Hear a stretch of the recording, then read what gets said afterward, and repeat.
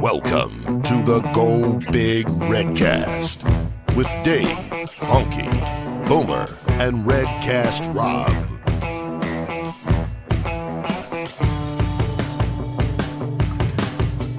Welcome to the GoBig Redcast. I'm your host, David Gaspers, and I'm with Honke.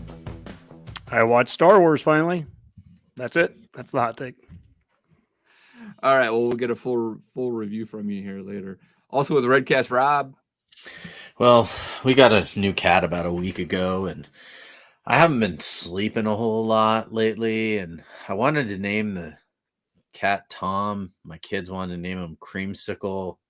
So I went with Creamsicle, and I figured, Scarlet and Cream. So what are we talking the cat about? Yeah, isn't it? I don't know. I call him Creamy Tom. My wife calls him Creamy T.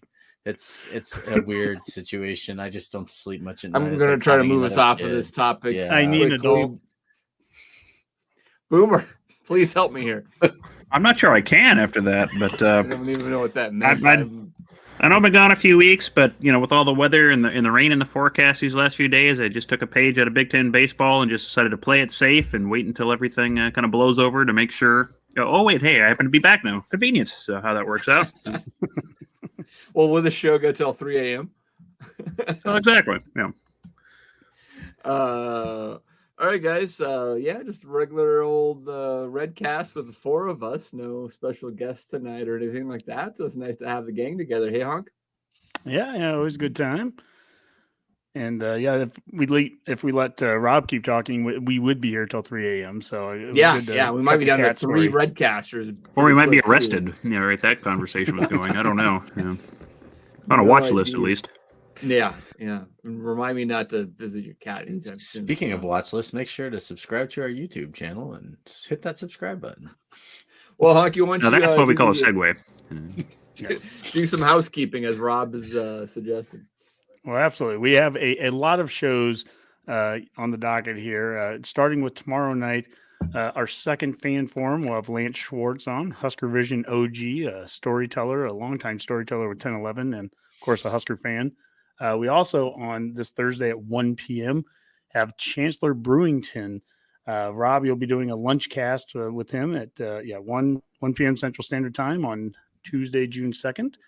And then on Monday, June 6th, we have special guest Michael Severe, Big Red Wrap-Up host.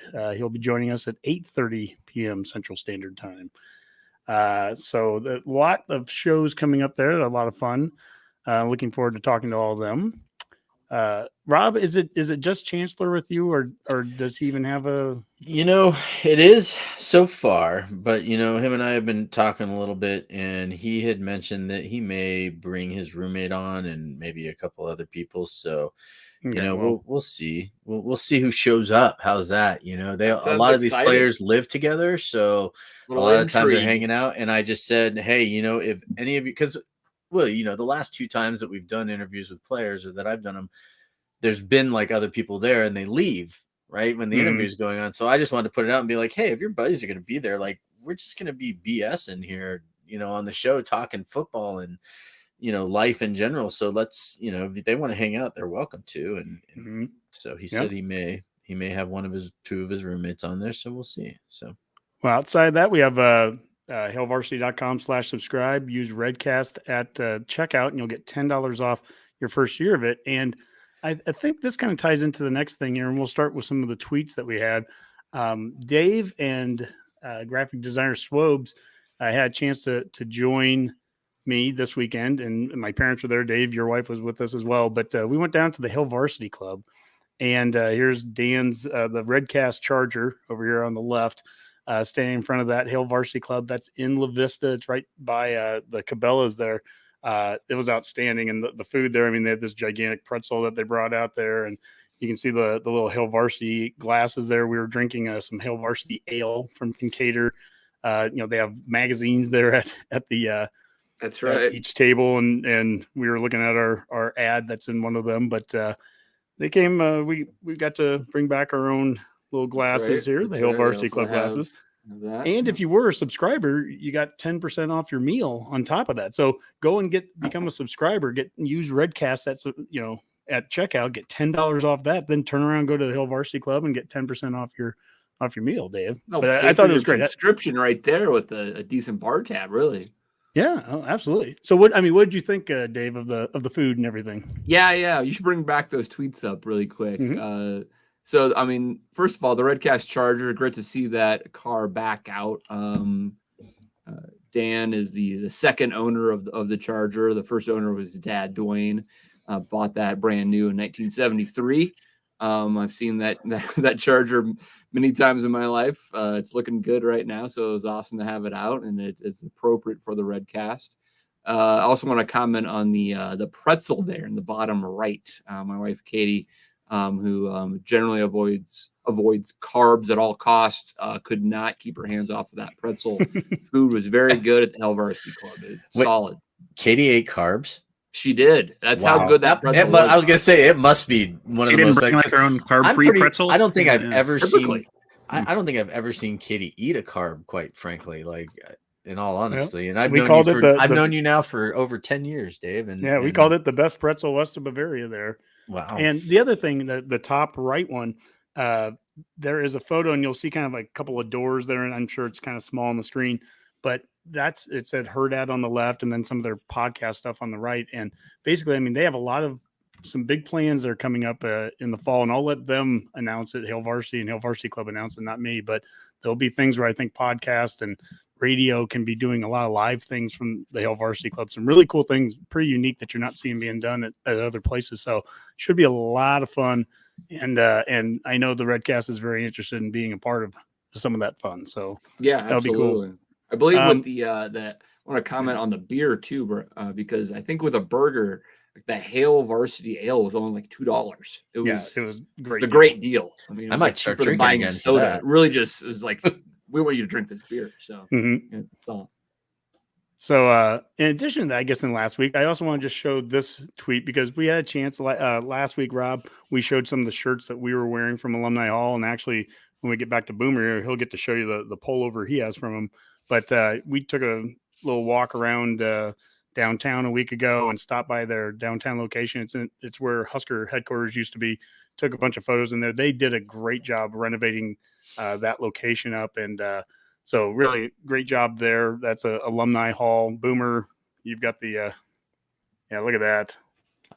I'm wearing my shirt tonight too. Half zip there from Boomer, and Rob's got a t-shirt on. If any Redcasters are in the area too, please stop by and just drop the fact that the Redcast, suggested you go there. We'd appreciate it. That would be super cool because I'd love to hear back from them and say that they heard that Redcasters were coming in to see it. Mm-hmm. So yeah, same thing with Hill Varsity Club too.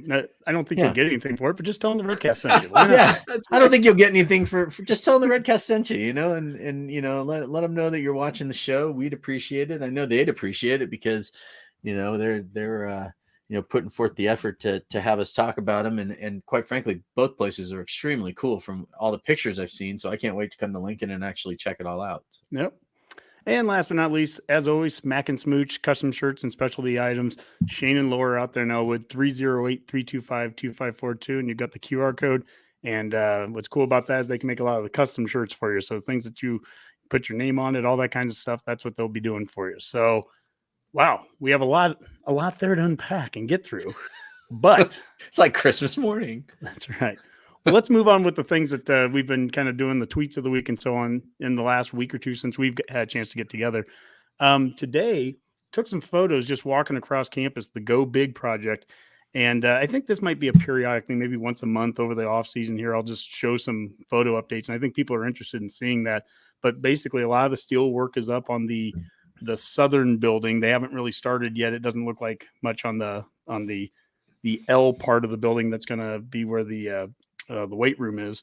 But they're making really good progress there, and I believe it's next summer. Was that what Tyler was telling us, Rob? Was it next summer that they were planning on having the move in? Yeah, and next summer, and he said that the way construction is going, next summer I think is the drop dead time, but it could come faster theoretically, depending on the way construction goes.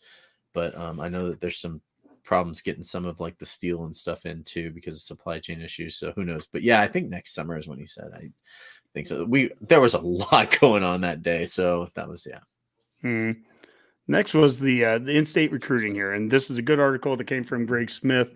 He spoke with the Archbishop Bergen coach Seth Moots about in-state recruiting, and this is the quote from Coach Moots. He says, "I think it's harder to be a diamond in the rough now." Talking about Nebraska kids, there's so much exposure everywhere with huddle highlights, and just all it takes is one phone call. One guy stumbles across you on Twitter to see your highlight film, and then all of a sudden, boom, it blows up. That's all it is. The recruiting departments of these universities are so large now that they have assistants to the assistants that are scouring film and finding these kids. And what's interesting about that is when you think about his top pupil right now, Cade McIntyre, look at this list here. And Nebraska, since last week, Rob, when we were talking with Jim and Dave from Huskies, at that point, Cade McIntyre had not received the offer yet. Now he has. But in addition to Nebraska offering him, so is Oklahoma since then. Obviously, Tennessee, Minnesota, Iowa, some of those. So it's basically that in-state kids, you can't expect any more that if someone's got some talent, that they're going to be seen. They're going to be people are going to find them. And then, we need to make sure that we get those offers out early. Yeah. And think about it, Honke. I mean, I think it was probably, we're going to talk about this here in a little bit, where this weekend's a big recruiting week there with camps and whatnot in Lincoln. But I mean, last year, I think was it Gage Stinger got his offer maybe last year at this time, essentially, right? I mean, so there could be another in-state offer maybe before we're through with this, and they could have 9 or 10 in-state Power 5 players. That's crazy. I don't know what the record is, but we're got to be getting close, right? Yeah. Stinger last year was actually even later. He was almost like December, if I remember right. It was really late in the season, the recruiting cycle. I made a mistake last week. I said that we already had 10 because I mentioned a kid that was from Westside going to Vanderbilt. And then one of our loyal Redcasters corrected me and said that kid is actually just a walk-on, which that's fine too. I mean, but the point is that right now we have, and everyone's seen this, but we have 8 now. I've added Cade to this list. We have 8 in-state offers out. 3 have committed. And then, of course, we have Flores from Gretna, who's the quarterback going to Oklahoma State. So that's 9 in-state kids, Dave. To your point there, 9 in-state kids have Division I Power 5 offers right now in the state of Nebraska. I think I saw something too where this weekend's recruiting class that's going to be on campus, there's like 13 kids or something. It's like the most kids they've had on campus, and like I'm not quite sure of the total number of years, but something around 13 kids or something. Busy weekend. Yeah, really busy, but it's going to be the most kids I think they've had since Riley had like 10 or 11 on back in. God, I don't even remember what year that was. Yeah, I don't know. Last year or so. I'm not sure. Yeah, we've had some big weekends, but this is a big one because it's Friday Night Lights. And I know like Malachi Coleman's going to be there, Maverick Noonan, Brock Knutson from Scottsbluff. So Redcasters, get out there on Friday night. It should be a nice night outside, and it's not, the forecast doesn't look like it's going to be 90 degrees or anything. It should be a nice night, and go out there and let's make our voices and our presence known.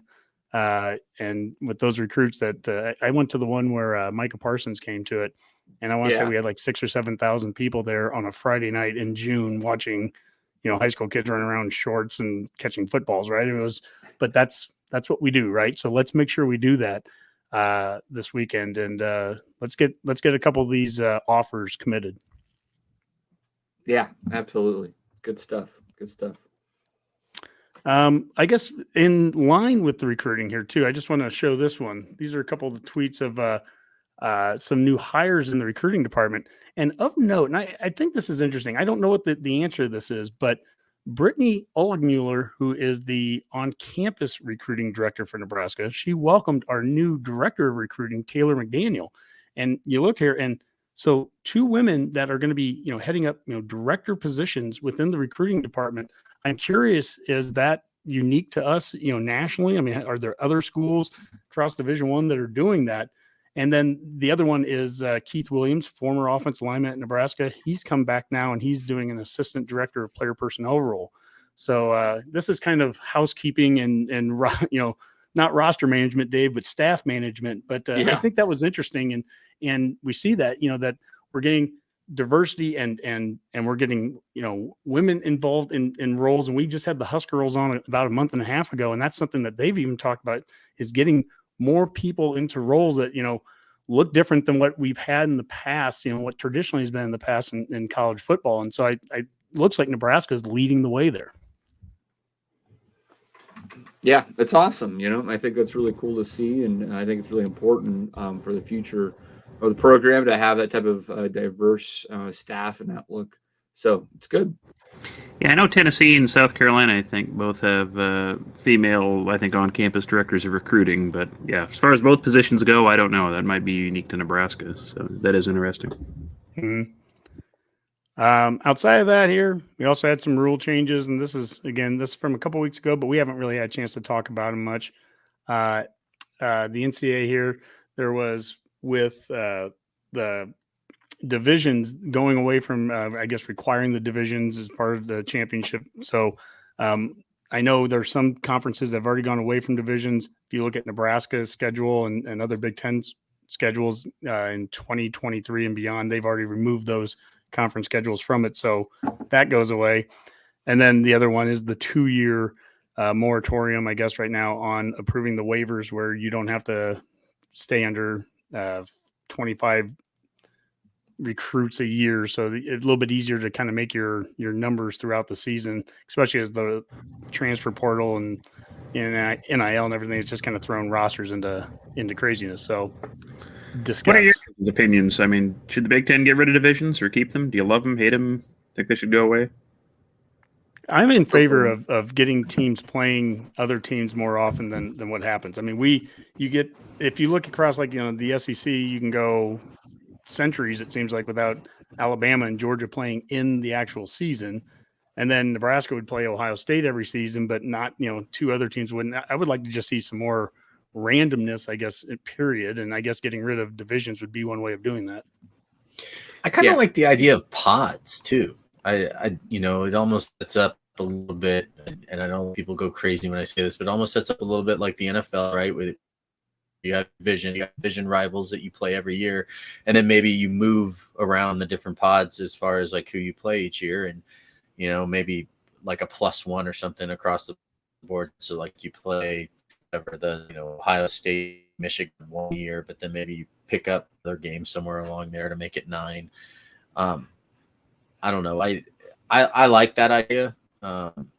It kind of makes more sense to me than just having the 2 divisions like that, setting it up in pods. I know we'd have to add a couple teams, and that's a whole different discussion that I don't want to start tonight, but I kind of the idea of split up a little bit personally. So, I mean, there's a lot of variations of this, obviously. And, the SEC seems to be rumored to be going to a setup like this, where when they add Texas and Oklahoma, they have 16 teams, and they could have double check my math here. They would have 3 permanent rivals, and then they do a 5-on, 5-off. Is that right? Something like that? Yeah, I mean, the FCC's kind of left everything open. I mean, you've heard everything from things like that to them just running their little mini playoff type structure. I mean, they're all over the map right now, kind of leaving everything on the table, I think, to start. So. Yeah. So, I mean, a couple of things are at play here. One, do we have 8 conference games or 9? We have 9 currently, and you can do that with this setup, or you could go to 8, especially if we end up doing more scheduling with the Pac-12 and ACC. I guess that still could potentially be back on the table with this type of scenario. But it does potentially set you up for having, 3 teams always on your schedule, and having some yearly contests there to have your rivalries, and then be able to have within a 4-year cycle, every single team in the Big Ten in Memorial Stadium, as well as visiting, right? So you wouldn't go to those stretches where you get, and it's not just Nebraska, Iowa would finally get Ohio State 2 out of 4 years, right? Instead of being able to skip them for 6 or 7. We've always had Ohio State. I think that the challenge ultimately with this a little bit is, and I heard Sipple breaking this down a little bit on his his radio show last week when this kind of came out. It was like, how do you actually get some balance or fairness when, I mean, if it's for TV purposes, Ohio State is going to get Michigan. They would get, Michigan State and Penn State or something like that, right? Well, I mean, like, sure, Ohio State can take that, no problem. Just like we're probably would get Iowa, Wisconsin, and either Minnesota or Northwestern, 3 of the tougher teams out of the current West. And if we do that, then you're going to have other schools get an easier path, right? I mean, Northwestern potentially could get, Illinois, Purdue, and whatever, right? Rutgers will get Maryland, Indiana, and Ohio State, whatever, right? It's just not going to be quite balanced, right? If you're trying to maximize those standing rivalries. So I think it'll be really intriguing to see how they set this up to maximize the TV revenue, but at the same time have some level of fairness on a balanced schedule. Boomer, I think you're muted. You're muted, Boomer. Oh, sorry. And I think that TV is something people forget about when it comes to, the scheduling aspect of it and everything from times of games to how the Big Ten creates the schedules. And, that plays a big role in this. The amount of money that's being shelled out for this, that's going to talk a lot. So that is something that's, I think the Big Ten is going to take into serious thought when it comes to how they're setting up the entire conference for the future. Is what do our TV partners want? They want games that draw eyeballs, and, teams like Nebraska, matched up against big teams draw eyeballs. So they might see those kind of games, be promoted a lot more. So that's just natural. I mean, yeah, balance is an interesting word because, I mean, balance, I think a lot of times we still think geographically, especially if you're going to try to pod it up. But at the end of the day, I mean, when you're talking about, just use NFL as an example. There's still times where geographically it doesn't always make sense. Dallas is still in the East because of historic rivalries, right? And when there's other teams that would have been closer. Think about what the NFL used to be back before they went to 32. When they were at 30, you'd have divisions of 5, 5, and 4. They weren't even equal numbers. Right. So could you conceivably do a pod where not everyone's 4? I guess, I mean, that's one way of thinking about it because this gets Rutgers is like half a team anyway, right? Yeah. I mean, yeah, exactly. Right. So, I mean, you think about it like that. And I mean, we all know you can throw a couple of names out there if the Big Ten was ever going to expand. Obviously, a Notre Dame or, you could come up with 2 names that would be big enough to make it worthwhile to do. But if you didn't, could you still try to get away with some kind of pod system, even if you didn't have an even number to do it? I don't know. I mean, well, I guess even though the pod system looks nice and there's balance to it, especially with 16, I don't know what the point is, I guess. I mean, if you're essentially going to have a 1 pod system if you do this, because you're going to have, say, 3 designated rivals. So it's kind of a 14 pod. Everybody will have a 14 pod essentially. Just it won't be quite the same. And then you just rotate. I mean, the math works out where you simply would have everybody on campus every 3rd year essentially, right? And so it works out really well without having to do a full pod system. So I don't think you need pods unless you go to 16. Even then, you don't really need them. Yeah, and I agree with you, Dave, too. And I think that's kind of my point about the pods is it doesn't have to be like the set things, I guess, as you say, like set up like divisions, right? But I mean, they need something with a little bit more. I don't know if parity is the right word to use as far as like who plays who when and around. But I mean, I think I was using the NFL reference because it's like, even when they've got their AFC and NFC, and then they've got every other or every year, like the AFC West will play the NFC West like every 3 years, right, or whatever it is, every 4 years, and then they play like a couple teams or an entire division in the AFC as well, and yes, that's right, yep. and so it makes sense to me to kind of split it up that way, so that there's maybe more consistency in the way that they split up the way that the games are played among the divisions. And I think someone even commented here on our comments saying that like it makes sense. I think Jason Stenger said it makes sense because we play Ohio State 3 years in a row. We don't see Michigan for that entire time, or we don't see Maryland and Rutgers, for 15 years, right? I mean, just different ways. And I think that there's an easier way to make it make sense for sure. Hey, Boomer, yeah. There was also one from, I think it was Troy, wrote something about the East-West. Yeah, Nebraska has an NIL advantage in the West. East-West divisions are good for us from that perspective. Again, go to the Huskers.com site, go to any of the Big Ten, websites, and 2023, they've already removed Big Ten schedules from them. So it looks like at least what was going to be happening in the traditional divisions is something's changing. But to Troy's point there is that he's saying he'd like just keep it East-West. He thinks we actually have an advantage in the future, which is odd because if you look the last few years, we have not been competitive in the standings in the West at the end of the year. We've been, definitely in the bottom half, but he's saying moving forward, we have an advantage being in the West and because of things like NIL. There's probably some truth to that. I mean, when you think about our recruiting, we do generally recruit better than everyone else in the West. Like Stephen Costello said, I mean, talent-wise, I think we're usually far and away above the rest of the West. And if you tack NIL on top of that and then our success in the portal that we've had this offseason, theoretically, we should have talent to succeed in the West, where we haven't in the past. Theoretically, we should have won the West. There's a lot of theoretically here, but I mean, we haven't done it to date. So, maybe it's not as easy as it thinks, but is it going to be any easier without divisions? I mean, I don't know, because you still got to finish in the top 2 then. So, yeah, it'll be interesting. I think they're right on here. Both Troy and Stephen Costello had the same comment. I mean, like the West actually should have been into Nebraska's advantage for the last decade, considering our recruiting classes. We have not been able to deliver on that whatsoever. I mean, like this whole idea that the East and the West divisions are unbalanced solely comes down to the outcomes of the championship game. Because if you look the regular season, I mean, I think the East actually had a decent year last year. Now they're up 77-72 overall. But I mean, before last year, it was like a 1 or 2 game difference. And it's a 5 game plus on the East side. That's not why we're doing this. The West is relatively competitive in the regular season. It's that they haven't won in 8 tries a championship game. And many of those games haven't even been close. And that's typically because you're going against Ohio State or maybe a really good, East squad that beat Ohio State. And so that's the problem, right? And so to Boomer's point, going to a best top 2 scenario isn't going to help us reach the championship game.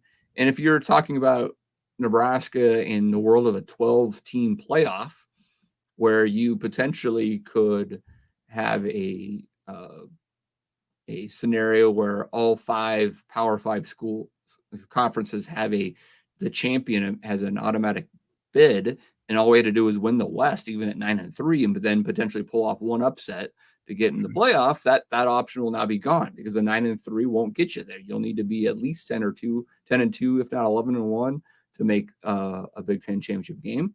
And that's just going to be harder to do. It's all there is to it. The path has just been harder to get to the playoff because if we make this way. Well, I mean, are we, we're mixing in the word playoff with this. We wouldn't have made the playoff at 9-3 anyways, even if we won the conference. If in the future, if there is a 12-team playoff and automatic bids to conference champions, the conference championship game is a play-in game. Sure. I like your thinking there, Dave, too. I mean, that's typically been that's one of the things that the Big Ten wanted was their conference champion was an automatic bid. So, so that would be now off the table. It wouldn't matter because you would have to finish in the top 2.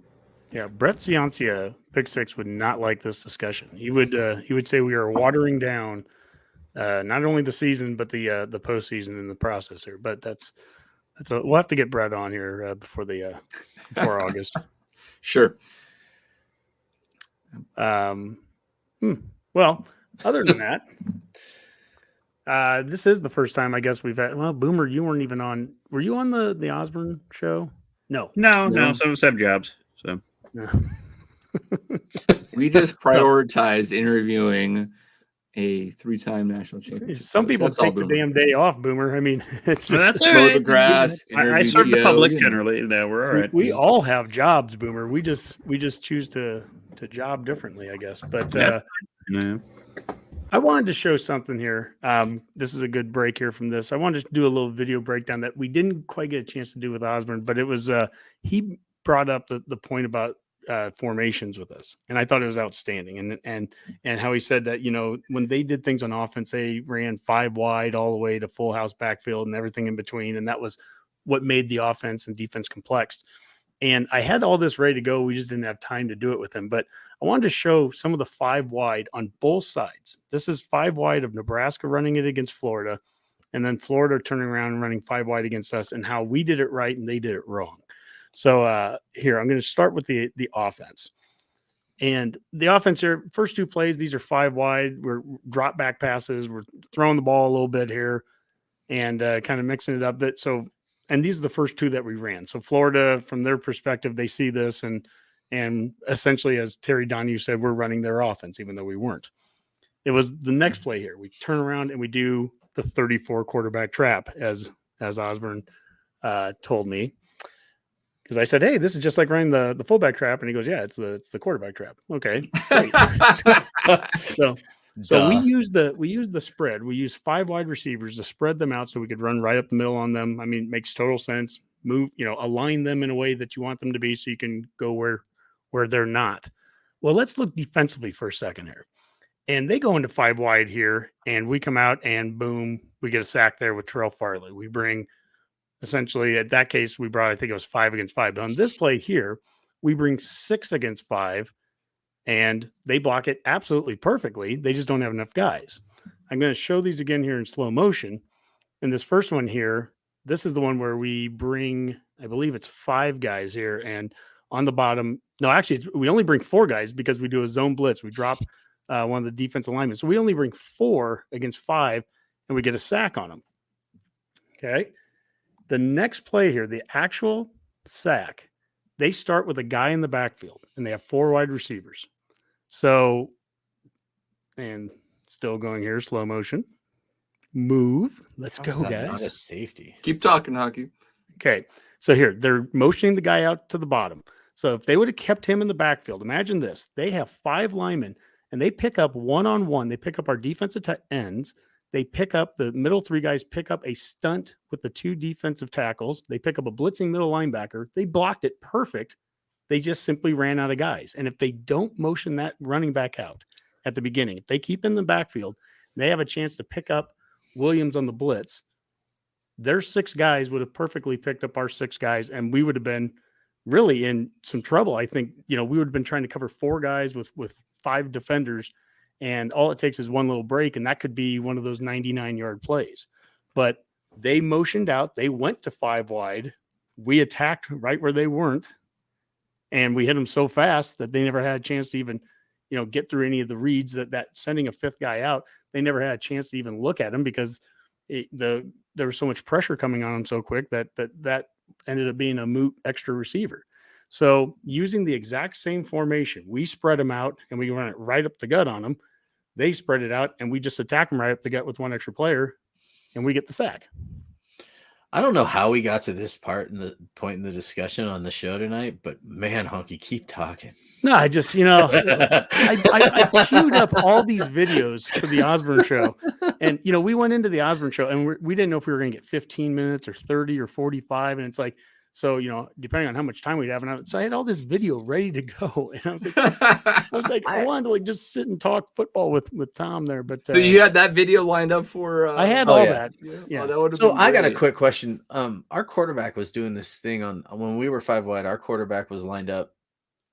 What was he doing? He was like right there, like the center was right in front of him. What was that? You mean like an under center? Oh, that I haven't seen that in so long. I got confused. I was like, Nebraska does that? I forget who's that quarterback's name. I can't recall it. Some kid. I can't remember. I don't know. Well, there's a chance we'll go back under center here sometimes this year. I think that could be some fun. I think our former quarterback he made some reference that he might go under center at K-State, and I hope he does well there too at K-State. So, but I think that we're gonna have a good chance of getting under center with Whipple, and yeah, thank you, Steven. Yeah, that is killer video, man. That is really good football back then.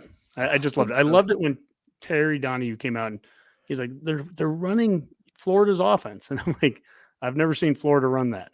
I understand. That was actually late in the first quarter. right? And then that was the first play of the second quarter, the quarterback draw. Right? By the way, sorry, Dave, that one was in the third quarter. Actually, it was after that was in the third. halftime. That they did run one in the first half, like in the second quarter, and the timing was a little off. You basically have to take a step back if you're the quarterback, let the guy pull in front of you, get the timing to be like a fullback trap. So you got to take that step back. And he actually ran into, I think it was Aaron Taylor was pulling, and it still went for like 10 yards, even bumping into his guard. Right. But you spread them out, you get one more guy out of the middle of the field, and then you end up that your reward is you run the ball with Tommy Frazier instead of a fullback. I mean, it was just like brilliant.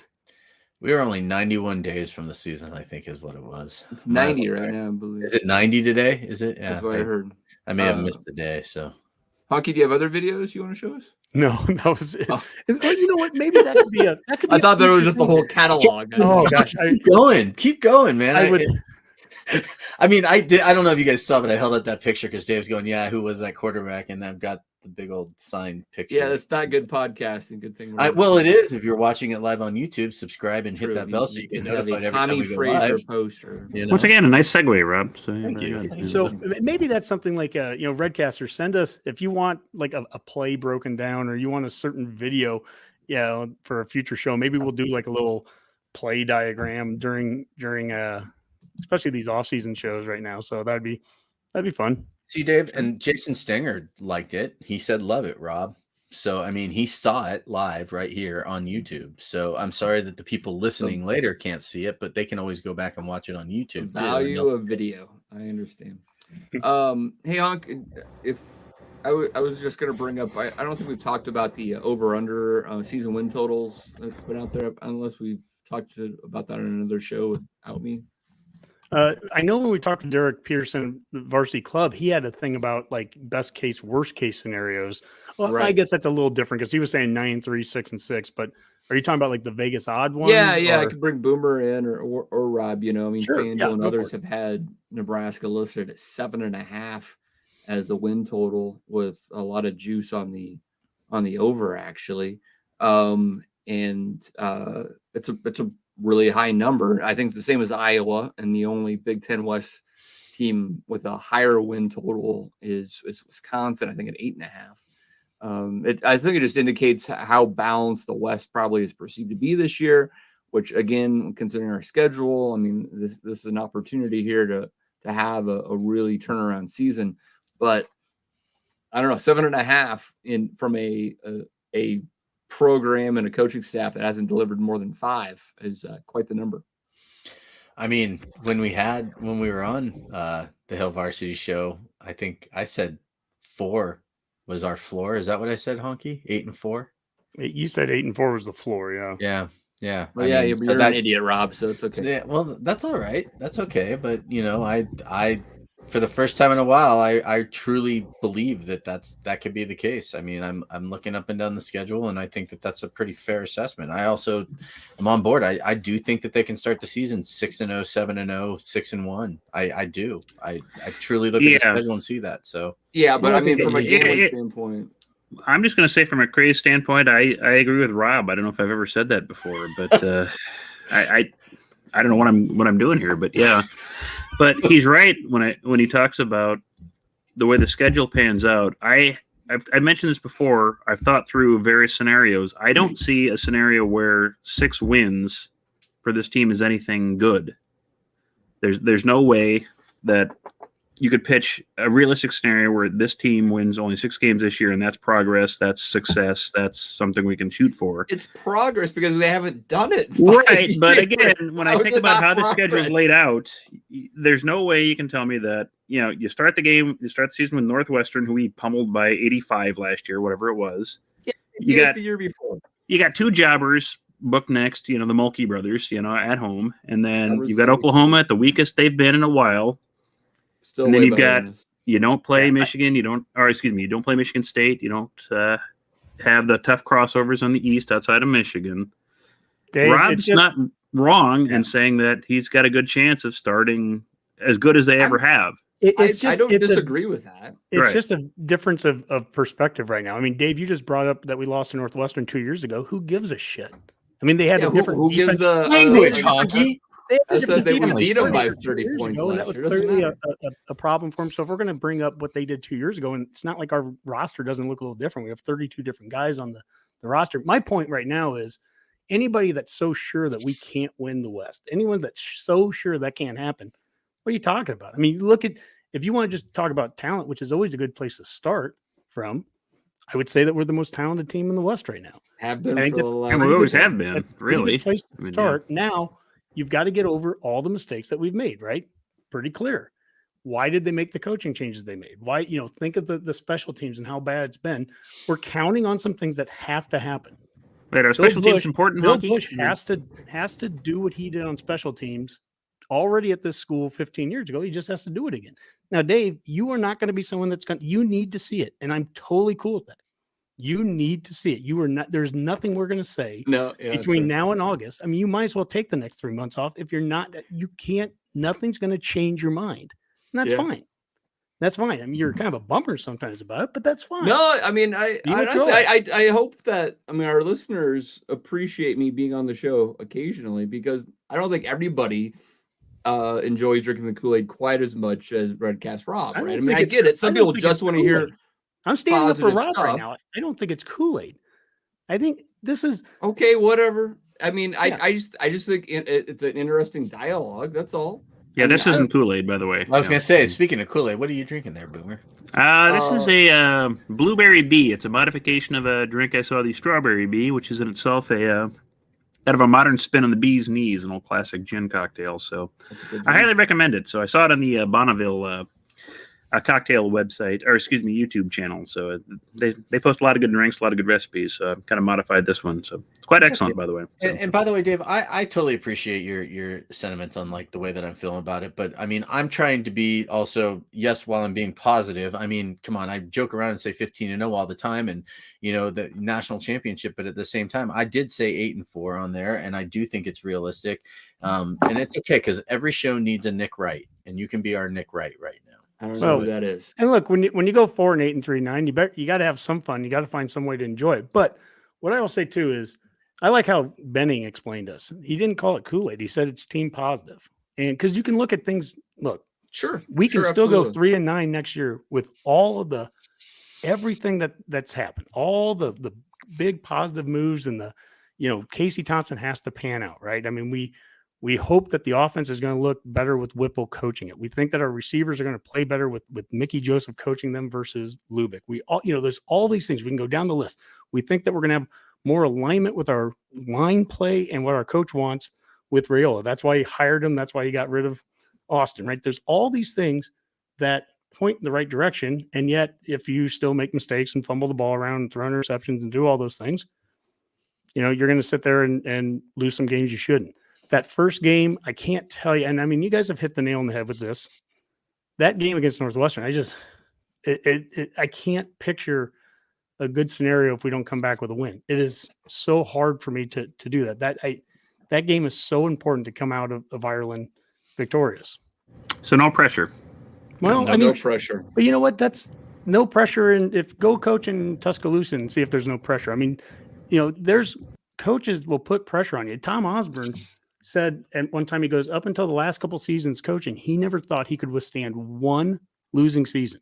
So basically, he was coaching here through 1998, 99, or 88, 89, 90. He'd been here for 17, 18 seasons and felt that if he had one losing season, he could get fired. So I guess I would say he felt pressure all the time. It never was off. So whether you're coming off a 3-9 season, or if you're constantly being put at a 9-10 win season and that's the standard and you can't do any worse, or if you're Nick Saban and if you go 10-2, you're going to get booed by everybody right now. And if you don't win your division or win your conference, I mean, something's wrong. There's pressure all over the place. The pressure right now is we've got to beat a team that we beat 56-7 last year, that we have more talent than. We need to beat them in Ireland, and we need to come back and get some of that momentum going. The thing that Frost said going into last season, we've never had a chance to do. Well, they didn't do it last year either. We got to get some momentum. We need to be 3-0 when Oklahoma comes into Lincoln for an 11 a.m. kickoff on national television, Fox. I know some people are upset about that, but you know what? It's national TV. We'll have Joe Klatt here, and we need to win that game. I really do. I mean, you start to break it down like that, and it's like, all of a sudden I'm starting to look at the schedule. I'm like, well, geez, we're 6-0. And Well, yeah, here's- I just want to be here's- clear, guys. I mean, like I'm rooting for just like everyone else, and it's not that I don't think they could go 8-4, 9-3. I think they could. That's definitely within the range of possibilities. And it's not even just a prove it thing to me per se. I feel like I just want to cast a more critical eye to the progress they've made this offseason, right? And I think they've made some great additions to the roster. Okay, so they've made some good changes to the staff. But there's a lot of things that could go wrong. They could have made all the right moves, and it still doesn't always play out just the way you want it to play out. Well, right? but actually be critical of the moves. Is there a move is there something, are you concerned? And I don't mean critical, like I'm not saying call out a player, but like, is there a move where you're like, oh, I don't know if I see that working out or yeah, I've already mentioned this on previous shows. I don't know if Whipple will work out. I mean, we've given him a free pass entirely just because of his experience, but his resume doesn't actually tell you that he's had that much success elsewhere. And so I don't know if that will work. I think that our roster additions have been really good. It seems like on paper that, let's say, guys like Stephon Wynn or some of the other D linemen are an upgrade over what we had and who left. But some of those guys went to Oregon, which is a good Power 5 school, and obviously they followed their coach. But at least those players like Casey Rogers knew the playbook and were ready to plug in. Should a defensive lineman be able to be plugged in and play right away? Sure. But I mean, those are things that we've seen transfers struggle to have an impact in year one, and so I hope that's not the case. I'm hoping that they're big impact players right off the bat, but it hasn't always worked out that way. So yeah, and I'll throw something on Dave's side of thing. You've got Raiola coaching the O-line. He's never actually been the head O-line coach at any position he's had before. Not a guarantee it's going to work out, and that's we don't know if we have a healthy Teddy Prohaska yet. Yeah. He may not be even ready for Northwestern yet, and I think. We only had a game and a half of footage. He looked great for that game and a half, and it seems like we really should have him back, but we may not have him back. I don't know if the O-line is going to be healthy or deep enough to be ready to go for these first full games to deliver 6-0. Right? I just don't know. And I kind of want to reiterate that I say we should be 8-4. Now I don't know whether I can't say we're definitely going to go 8-4. I'm not going to be that optimistic and guarantee that. I'm just kind of saying that's kind of my floor, that 8 wins. I mean, you're at the point in this staff, you should be delivering that. There's no excuse to be going 5 or 6 at this, 5 wins, 6 wins at this point. You're 5 years into it. You're got new coaches that you said you needed. You're dominating the transfer portal like you'd hoped. You basically got every player you said you needed. You've got to go out and prove it now. So that's my floor. I mean, I'm not the athletic director. If I was, we'd have a steam statue and all sorts of other great stuff on campus, but we're not. So that's kind of why I'm saying that whole 8-4, 7-5 in a pinch if we have a whole bunch of injuries or something odd kind of pans out in the season. But, I'm not guaranteeing that's what we should be, but I'm saying that is what my standards would be. If I was setting those mystery metrics, which none of us know, that's what mine are this year. Here's a metric that I have. At any level of success, this has to be a better team in November than it is in August, which means in August we need to come back from Ireland with a victory, and that victory can be 3-2. We need to be 1-0 coming back from Ireland. We need to take care of obviously the North Dakota and Georgia Southerns, and then with Oklahoma, I mean, we'll see what happens with Oklahoma, but we got to be 3-1 at worst, I think, after 4 games. And that team needs to get better because, to your point, Dave, all the things you've said right there are completely fair. They're completely fair. And that means that we need to eventually have a Teddy Prohaska who's healthy and getting better over the course of the season, right? It's totally reasonable to think that we could start off a little slow with some of the changes on both sides of the ball. That's where we need a Bill Bush to really step it up on game one. We need to win a game because of special teams. Imagine winning a hypothetical 3-2 game because of special teams. We punted them deep into the, gave them bad field position. We make the field goal that we need to make, all those kinds of things. And we win a game early on that maybe we would have lost in the past because of special teams. And that helps get us over the hump over the course of the season. I'm not saying it's easy. I think sometimes And I think this is some of the Kool-Aid stuff, Rob, you get attacked with, which is fair. I don't mind you getting attacked, but I really don't care either. Like, it's come not at me. that, Like, but it's I not that feel it's, like I'm at least making like educated, like talk about it. I'm not just like making this up. I'm not bullshitting anybody, like saying that I feel this way. And I don't swear on the show, but I'm not. I mean, I'm looking at things. I'm trying to be as realistic as possible. Could it absolutely go backwards? It should, but they're not really giving us a ton of reasons to believe that it should, other than like, oh, this all happened in the past. Well, but there are so many things that are different from the last 4 years this year. The attitude on campus, the attitude of the players, the way the coaches are dealing with a lot of like the media and other things. It just feels different this year. That I don't know how else to say it. And that's part of the offseason stuff, is that they're not going to give you a bunch of the bad stuff right now, right? But having said that, I'll put no cap on how good this team can be, right? I even said that to Derek Pearson when he goes, "What's your best case and worst case?" I go, "My best case is 12-0. I mean, why not? That's your best case during the season." But just saying that never should imply that any of this is going to be easy. It could be 12-0 where every single game is won by 3 points, even if we, magically got to that, right? And would everyone take that? Would everyone take a 12-0 season where you won every game ugly by 1 point?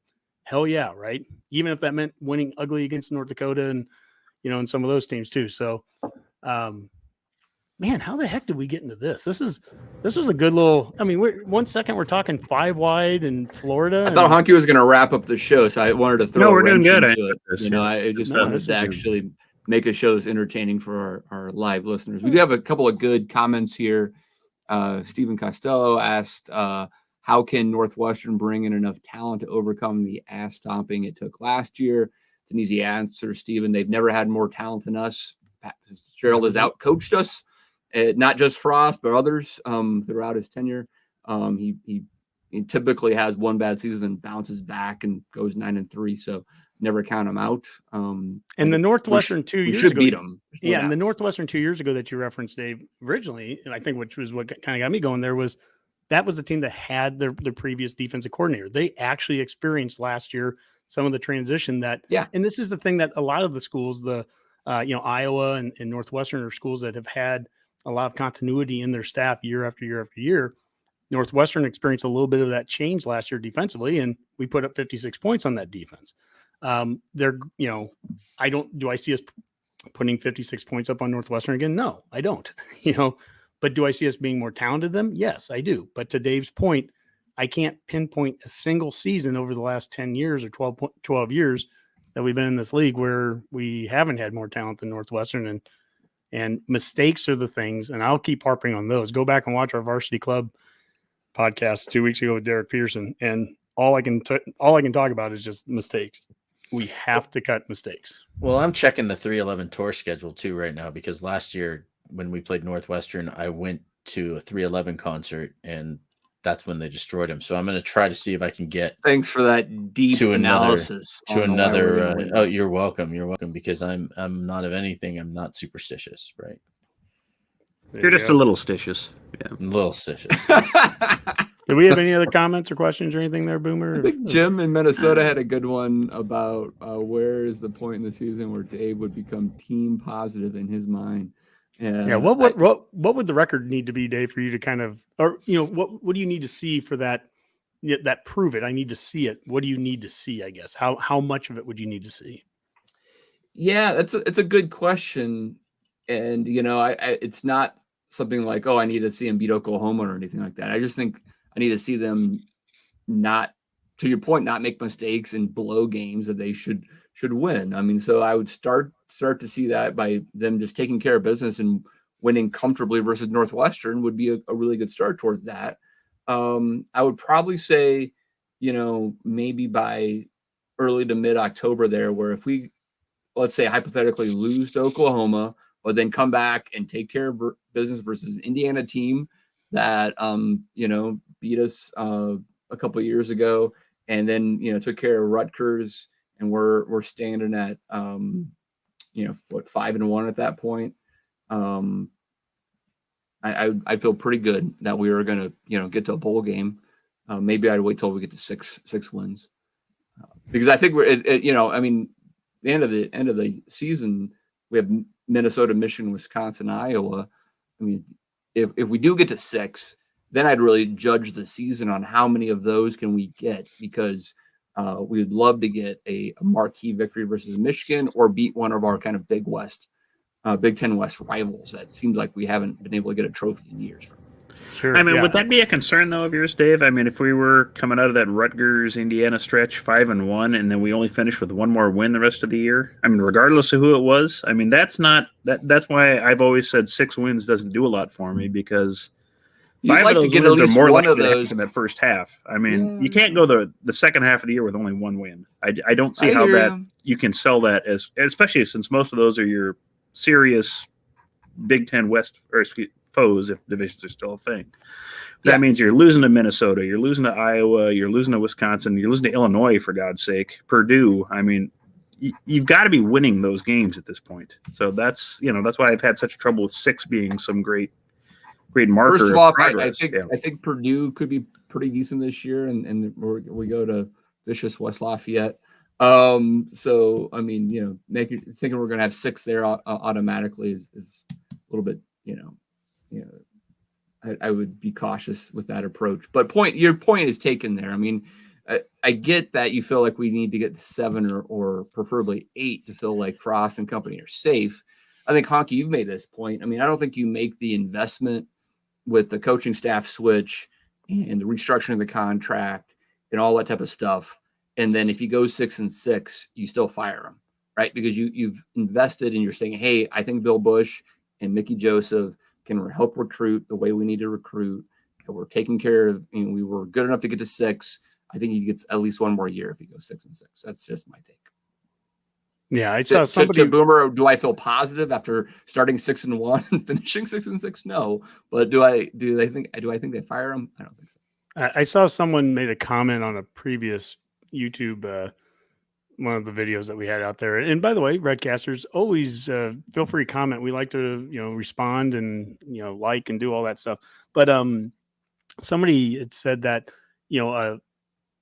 at the very minimum that we need to go 7-6, not 6-6, but 7-6, meaning that we need to go to a bowl game and we need to finish the season with a positive 500, above 500 finish, meaning that if you went 6-6, turned around, went to a bowl game and lost, and you finished 6-7, that, somehow that wouldn't be good enough either. And I would, again, we need wins, we need winning seasons, we need bowl games. These are all things that, at the end of the day here in this world of compromise, which is what the Redcast is, this is how we come together, and we all agree on that. At the very least, there's the basic standard is that we need to be getting to bowl games now. There's no ifs, ands, or buts about that. I have people that ask me, what if everything that happened last year happens again and we go 3-9 a second season in a row? And I go, well, I give up if that happens, because that's where we get into the whole historical talk. Last year was historically strange on so many levels, and God hope we don't ever have to go through that again.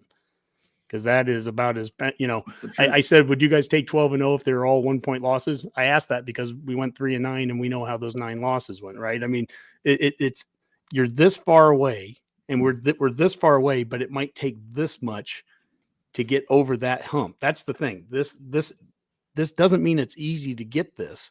We are this far away, but we've made this many changes, and you got to hope that is enough to get us over that hump and go from there. I mean, we've got to score, Dave, your stat about yards per point.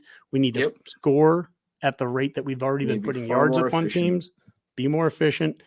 And then you need things like special teams to come around with it. And let's special teams are important, Honke? Really? Special teams are a tad important, Boomer. I think you've heard that before a couple times, right? Yeah, it might have come up once or twice. Yeah.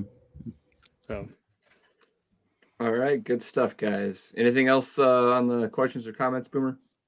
No, not a lot of comments. I did. There was a comment earlier about when we were talking about divisions, and one of the commenters said he didn't want to see, Ohio State and Michigan, rematching every year. I did. That gave me a chance to go back and look at a graphic that Fox Sports came up with, just kind of showing what the Big Ten would have been, with divisions without. Now, granted, the schedules would be different if there weren't, divisions at the time. So who knows how the actual schedules would have played out, but it's kind of interesting how it really wouldn't have changed a whole heck of a lot. You wouldn't see a whole lot of, Michigan, Ohio State rematches. There are a couple there, but yeah, quite often you would have had the same teams paired up. in those championship games. That was kind of interesting. So That is interesting. yeah, so might not change as much as we thought. Again, it depends on scheduling. So well, and people say they don't want to see Ohio State Michigan rematches. The reason you didn't see a lot of Michigan up there is because they sucked most of those years. Well, there's that too. No difference. Michigan's no different than us in this case too, where it's like, at the end of the day, whether you're in divisions or not, we got to be good. Winning games helps. Michigan was good last year and won some of the close games against us too. Here's one last question before we get to our parting shots. If Nebraska had been better the last decade, would we be having this discussion about going away from divisions?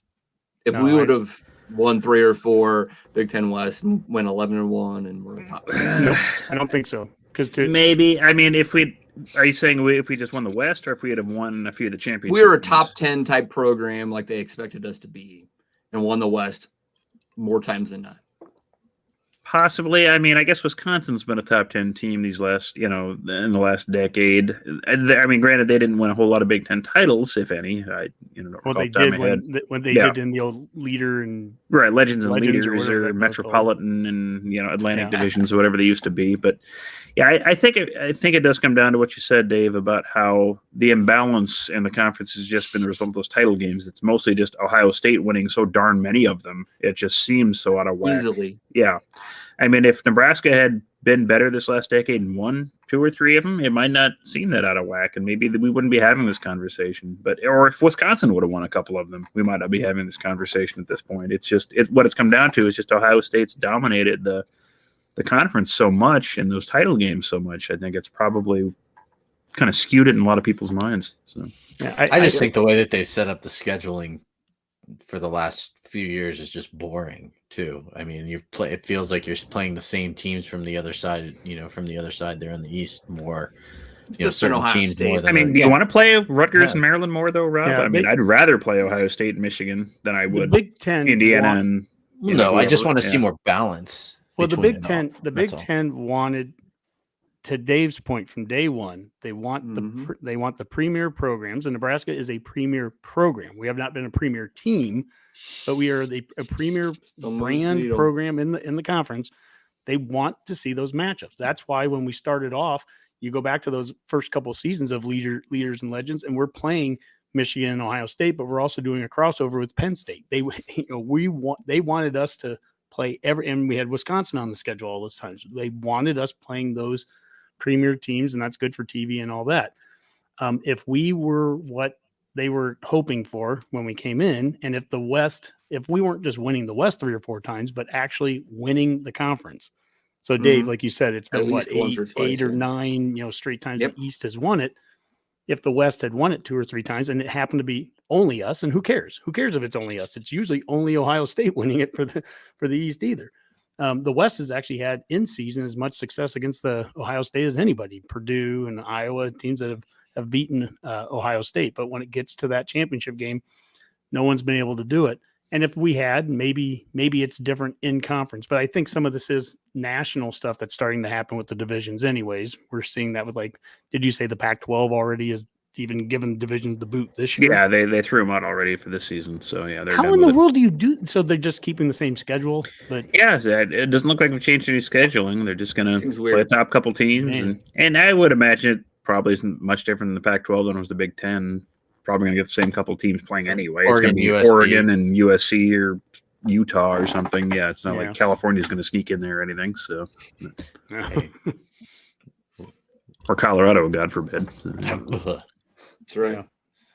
I forgot they were even in the Pac-12 there. I think they did too, Rob. So it's just as well. Yeah.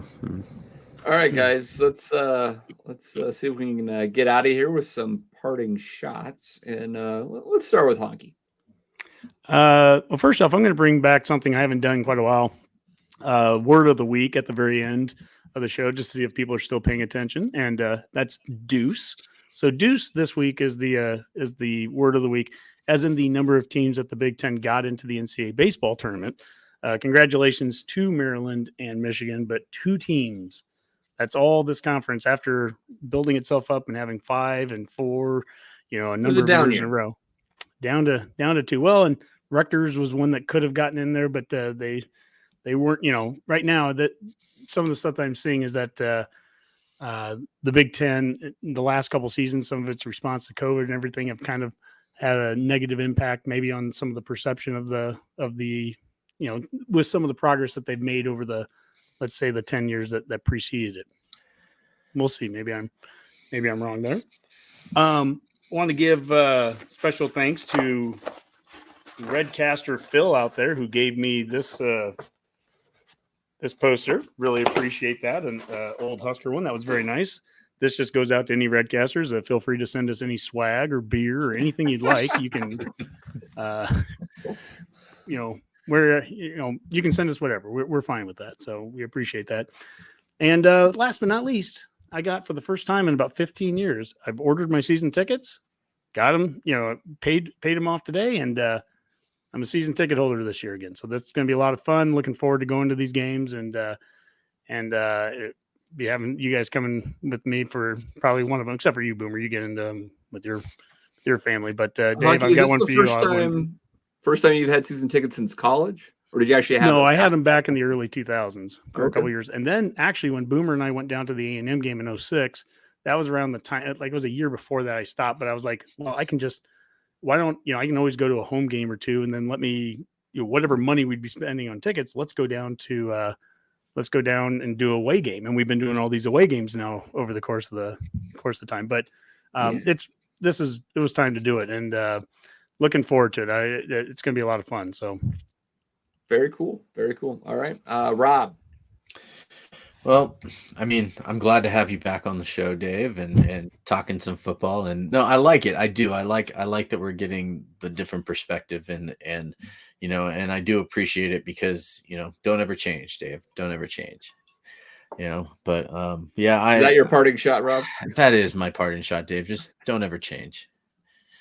Just all right, Dave. And I mean, if I'm not being called an idiot at least once a show, I know you're not here. That's true. Honke's been way too kind to you. All right, Redcast Boomer, get us out of here. Okay, well, we did have a late question from King Spartacus. If we do have realignment or getting into divisions, what teams would we prefer to face in the future? I'm still a fan of the Big Ten kind of having those rivalries, some teams we've had kind of developed kind of some passion with over the years. I do want to see us play Iowa every year. I do want to see us play Wisconsin every year. And I do want to see us play our throwback arch rival nemesis Minnesota every year. I mean, those are the three games I want to see us play on a regular basis. I mean, that's part of the fun of college football is having those yearly matchups with teams that you can kind of love-hate for whatever reason, whether you have proximity or past history, things like that. And that's what makes college football fun. If you played completely different teams every year, that just takes a lot of the fun and passion out of the sport. So, and I think the Big Ten, for all of its faults, it will protect rivalry games like that. It loves its trophies, it loves its tradition. So I think you're always going to have that in this conference. So you're always going to have the Ohio State Michigan game closing their season. That's going to happen, for whatever reason, that's what they're going to do. So that's just my take on, what we'd like to see, going forward. And, last take on this, I just want to mention, St. Kilda, they're number 4 in the ladder on the AFL. They just crushed, they just crushed Rob's North Melbourne Roos. They doubled them up this last weekend. And it's so bad. I'm getting a little concerned here because first I've agreed with Rob on this, and then second St. Kilda is like 4 in the ladder. So this is either like a great sign for teams I enjoy are going to have great success in the future. So it could be good things for the Huskers, or it's some of the signs of the apocalypse. So judge accordingly. The Warriors are back in the NBA Finals, so the world is right. There we go. How's my Richmond team doing, Boomer?